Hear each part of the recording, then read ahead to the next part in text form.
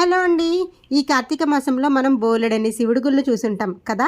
కానీ ఈ గుడి మాత్రం చూసుండరు మీరు. ఏంటంటే ఇక్కడ శివుడు తలక్రిందులుగా ఉంటారండి. మనం ఏ శివుడి గుడికి వెళ్ళినా శివలింగాలు ఉంటాయి కదా! ఇక్కడ కూడా శివలింగం ఉంటుంది. కానీ శివుడి విగ్రహం తలక్రిందులుగా ఉంటుందన్నమాట. నేను కూడా ఎప్పుడు చూడలేదు. ఇది భీమవరం, పశ్చిమ గోదావరి జిల్లా భీమవరం పట్టణానికి సుమారు 5 కిలోమీటర్ల దూరంలో యనమదురు అనే గ్రామంలో ఉందన్నమాట. గుడి ప్రాంగణం అయితే చాలా చక్కగా ఉంది. గుడి కూడా చాలా బాగుంది. ఇక్కడ బుడ్డి పంతులు గారు ఉన్నారనమాట. నాకు వీడియో తీసుకోవడానికి కూడా అవ్వలేదు.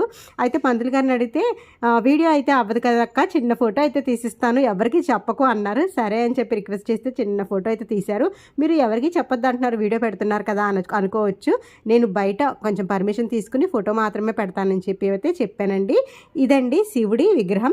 మీరు పక్కన కవచం చూడొచ్చు. శివుడు తలక్రిందులుగా ఉంటాడు. మీకు డైరెక్ట్ విగ్రహం వల్ల కొంచెం అర్థం కాకపోవచ్చు. పక్కన ఉన్న కవచం తొడిగితే మీకు క్లియర్గా తెలుస్తుంది అనమాట.